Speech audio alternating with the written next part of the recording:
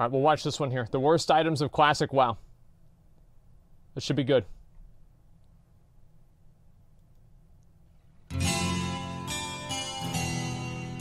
I like how he already starts it off right in front of the Harbinger, right? With Shadow Strike. You already know what one of them is going to be. I think that's pretty fucking funny. Okay.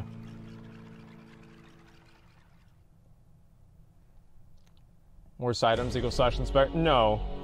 Wait, Thunder Fury? Well, Thunder Fury's good. What are you talking about? Okay. Oh, that's actually fucking badass. Damn. Oh, dude. Yeah, this is the Path of Exile guys, music. What's This up, is like Mad the Season here, back with another video Act for 1 you music. in my Azeroth Arsenal series. Okay. Yeah, the series does still exist. Sorry it's been a while. Usually for these, I like to show off the best of the best weapons. Ones that have been firmly established in the lore as these mythical items wielded by only the most powerful figures. But in this one, we're going to go to the opposite end of the spectrum. We'll cover the biggest disappointments. Oh, that items thing that sucks if so other much players dick, saw dude. that you have equipped, they would shake their heads and laugh. Yeah, that's basically Thunder Thunderstrike. This particular grouping will be from classic World of Warcraft because, well, as much as I tout vanilla, the itemization was all over the place. It was the growing stages still, and there was a lot of experimentation. Some were great successes, and others great failures. Wait, what is that staff there? Increases armor by 1,000 for 10 seconds, but cannot cast spells or attacks for the duration of the spell. Is that good? I feel like that would maybe be good for like a couple of things. Is it best? I don't know. What better way than to start off with Vendor Strike? Okay, here we go. This was a polearm type weapon found in the first raid, the Molten Core. This is an amazing item, one of the best. Harbinger boss. It's quite the unique case too, because it's a 2-for-1. You looted the base as Shadow Strike, but if you used it, it would transform into a new weapon entirely, which is Thunder Strike. That way you can vendor both of them. Let me put you in the moment. This was the very beginning of raiding back then. No one knew what they were doing, and these raids were mad scrambles for the mythical purple quality items. Coming from dungeons, even a full set of blues was a status symbol for a good while there. So how could a purple, let alone a purple weapon, possibly be bad? Well, for a few reasons. First is due to the weapon speed. Both versions have a speed of 3.10, which is quite fast for the time. It's so bad, man. Back then, when we had variable weapon speeds, the slower the better, since your ability damage would increase the higher the damage range the weapon had. It also had a lower than usual DPS than other weapons in the raid. A direct comparison of an actual good two-hander is the Obsidian Edged Blade, which had a slower speed, great stats, and about 5 more DPS, which is pretty I wish big. I fucking had never got that back in the day. Point 2 is the fact that there are no stats. Even if a weapon has a fast speed, they can sometimes be handy for hunters just to use for the stats. But both effects are damage procs, and pretty unimpressive ones at that, with Shadow Strike having a lifesteal and Thunder Strike having a chain lightning effect. I wonder if Blizzard just put this item in the game, and then after players kept saying over and over and over how bad it was, Blizzard just thought it was funny to leave it in the game and have it still be shitty. Right? Maybe it was like a meme to them that they just kept the shitty item in the game. And lastly, it's simply because they're polearms, one of the least used weapon types in the game at that point. 3.1. Only a few classes could even wield. What weapon is that, boys? Tell me what weapon that is. Anybody that doesn't know what weapon that is banned in chat. That's the Ice Barb Spear. This weapon right here was the badass, best fucking weapon for you to get. Whenever you hit level 51, you queued up an AV, you won that fucking AV, and you got the Ice Barb Spear. Like, this was the main fucking item you had, man. Like, I took this all the way up to 60. It was so goddamn good. It was amazing. And as you may know, these were still the days of weapon skills. You had to level each one manually, and since there were so few polearms in the game, most people had a low skill in wielding them anyways. So, because of all of this, players were eventually able to look past its shiny color and it became the black sheep of weapons in vanilla. Shadow Strike, Thunder Strike, people preferred Vendor Strike or Nexus Strike, referring to the material enchanters get when disenchanting it. It's a great item. Truly Rest amazing. assured, if you were walking around with this back then, you'd be on the receiving end of quite a few derisive remarks. I've never really seen anybody that had that back in the day. I do look to it quite fondly, solely due to its uniqueness. How many items were there that transformed upon use? Off the top of my head, there's just Anathema and Benediction, it's like a few. which were the pre-staves. I don't know when that was. So, although it sucked, it did have that redeeming quality of being unique and interesting, I thought. Okay. Something that just plain sucked, though, was the Lion Horn of Stormwind. A trinket, which when struck in combat, has a 1% chance of increasing all party members' armor at 250. That's an item so bad, it even has a grammar mistake in its description. And like, I feel like I don't even know what item that was. Level 32 pets. On the pets. It was so long ago. That's exactly what I was thinking. Holy shit. Really need to explain just why this is so horrible, but I'll do it anyways. At the maximum level, that's why. 250 armor is nothing, let alone a 1% chance to proc it. It's about a 1% difference at the max level. Wasn't that like a BOE? I'm pretty sure it was. Armor is something that scales with level, but since it requires a laughable level 58 to equip, it doesn't matter anyways. The party member bonus can be effectively ignored because only the tank should be getting hit with physical attacks anyways. Yeah, it's not gonna. It's a terrible fucking item. A 1% chance at 250 isn't gonna help you. But wait, we've overlooked something all these years. Can you see what we missed? That's right. I can't. It's not unique, so slap 2 of these bad boys on, and you'll be the horniest player in the game. That's really smart. That's 500 we have another trinket, which is the essence of the pure flame. I actually wanted this back in the day because I thought it would be really cool if I could use this and then have things attack me and die.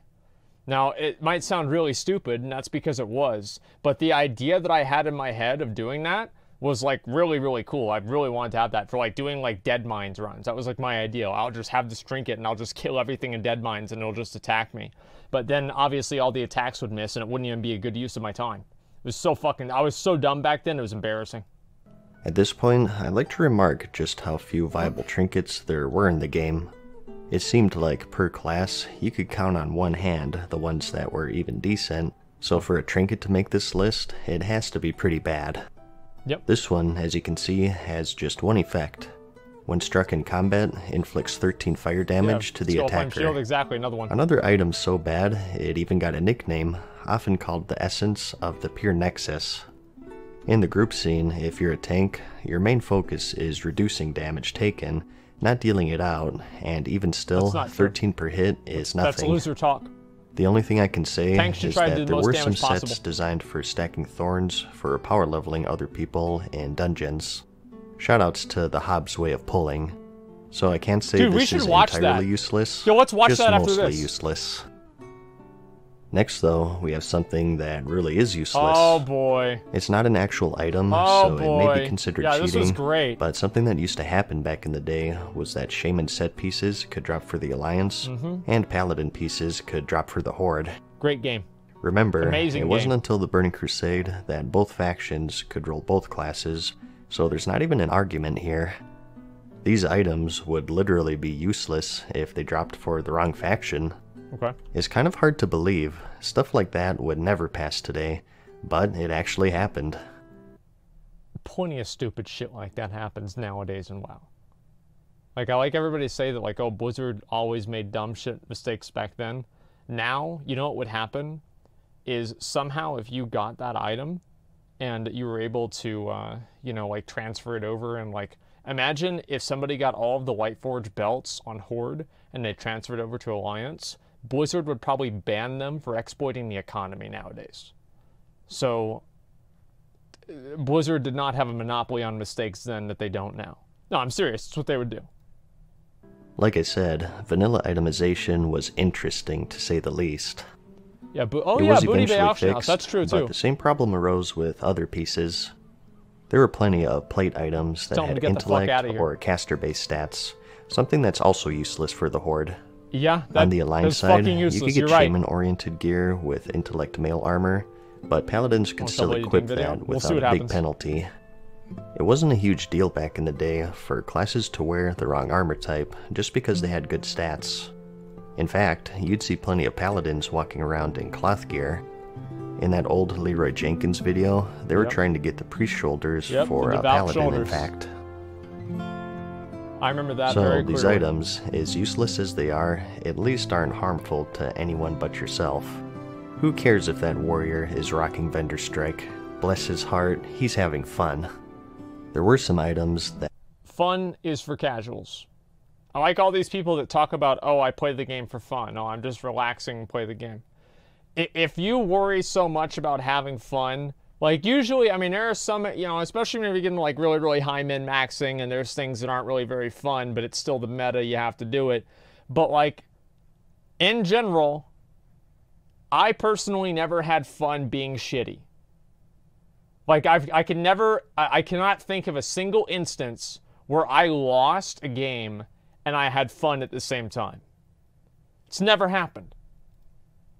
That went beyond that, though. One of them is the Skullforge Reaver. At first glance, this isn't horrible. Yep. A nice weapon for an introduction to raiding. It's blue, a slower weapon speed, which is good for your main hand, and best of all, it looks cool. It has a purple glow to it, and if you sheath it, it went on your back, which was a pretty unique thing back then. Yeah, it was fucking badass. It had a whole ninja thing going on if you had two equipped, which definitely gave it some points. But the main worry here is its proc effect. Death Charger. Chance on hit, drains the target for 2 shadow damage every second, leeches that to the wielder, and lasts for 30 seconds. I didn't have fun losing. Well, first off, this just plain sucks. Garbage. You'd much rather have some stats instead. And it's not to say that proc-based effects were bad back then. There are some great ones. Most of them were bad. But 60 life over like 30 seconds. Like 90% of them are bad. Like there was one proc that you have is like level 30 sword. It does like 50 damage over 30 seconds. It's just fucking dog shit. It's complete fucking dog shit. And I don't know how that stuff made it through beta, honestly. I have no idea. Wasn't the best. But the worst part is that it took up a debuff slot. Back then, debuffs were limited to 8 slots until patch 1.7, where it was increased to 16 total. All 40 of your members shared these slots, and you had to sort of ration them for only the most important debuffs, like the Warrior's Sunder Armor, the Warlock's Curse of Elements, and so on. It was so bad that some guilds required you to even avoid certain talent builds. The Warrior's Deep Wounds, which procs on crits, is a useful talent for solo play or PvP. But in raiding, it takes up a valuable slot. So certainly, you wouldn't want... Chance on hit drains target for 2 shadow damage every 1 second and transfers it to the caster. That's actually an amazing item. Like, you could use that for healing, and you'd be able to heal for so much damage. Like, you'd be able to heal 60 damage, no, 120 damage a second, or a minute. It's on a weapon like this, taking up one, that's really, really good. And you'd probably have a talking to if you brought it into a raid. I know, because I did it back then. I brought the very same weapon into my first Molten Core raid on my rogue. Yeah, and how'd that go? And the first thing they told me was to replace it after the raid. Hey, come on. So that's the ninja a good part about it. Was just too cool to pass up. Give me a break here. Next, we have the Flightblade Throwing Axe, which you could find off the War Master Voon boss in the Blackrock Spire raid. What is this? Before the Burning Crusade expansion, one of your options for ranged damage were throwing weapons. These could be throwing daggers or axes, as you can see. And for the most part, they were useless because as a hunter, you couldn't use abilities with them, of course. And as a rogue or a warrior, you'd much rather have a normal ranged weapon in your range slot for the stats. And also because you could never exhaust those. These throwing weapons had a certain amount of charges on them, and when you exhausted them, they were gone forever. I think the only thing you could say is that these were faster than the... Was that actually how it would work? I don't even remember, because until about the middle of Burning Crusade, I didn't know that the weapon, your ranged weapon, would calculate its stats onto your character. I thought it was only going to give you those stats if you had it equipped. So I had a gray gun until... like level 70. Like I did. I had no idea. Because I thought it would only work if I had the gun out. And I was like, well, I never take the gun out anyway. So what's the point in getting a new gun? Who cares? And yeah, I just kept this gray, like, level 17 gun. And I remember I have a screenshot of this in, I think it's like in UBRS or something. I was absolutely dog shit. Normal ranged weapons, so maybe slightly more convenient for pulling. But other than that, having this drop off of the boss was the equivalent of getting socks for Christmas. And lastly, we have the Spire of the Stone Shaper. First off, another weapon that's quite unique, but also quite worthless. Even worse, actually, because it can get you killed. Quite easily, in fact. On use, increase your armor by 1,000 for 10 seconds, this is a PvP but you can't cast spells or attack during the duration of the spell. It's bad. Next item. What? Okay, I guess I should at least explain why this is bad.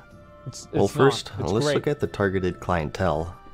Tanking druids would be the most reasonable choice, I think. Yeah, that's a flag carry something you gotta understand with classic tanking is that threat was actually really hard to get. That's very true. It's one of the reasons why warriors were the best tanks.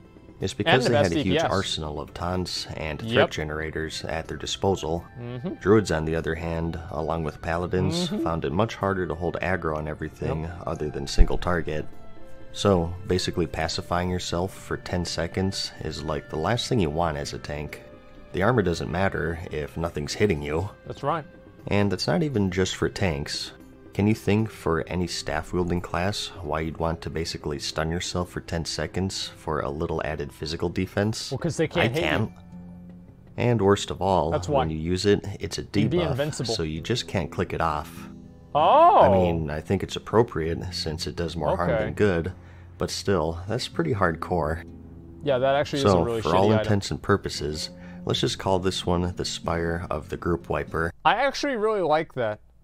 Like that some items are basically just traps, and so you can tell if a bad player, if somebody's a bad player or not. Because like if they have this weapon, if they have like Shadow Strike, if they have like that rogue sword, you just know, like, okay, boom, there it is. That guy sucks dick. You automatically know it. You don't even have to inspect him or read his fucking name. You just look at what's on his back and you're like, that's an idiot. And I actually like that. It was kind of good. Now, obviously, it sucks whenever you loot one of these items, but it makes things a little bit more exciting.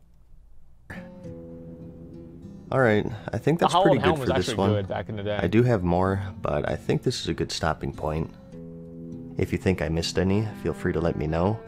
Like I said, most of them are going to be from Classic, just because everything was still new, and even the developers didn't fully know what they were doing still. I'll try to do this series more, as I still have a lot to talk about, so if you decide to join me, I'll see you then. I hope you found the video interesting or entertaining. Like it if you liked it, and I'll see you in the next one. Peace. There were so many items like that. There were even items like that in BC and Wrath that were just fucking dog shit for now, that nobody ever wanted. We hope you enjoyed today's video. See you again soon. That was a good video.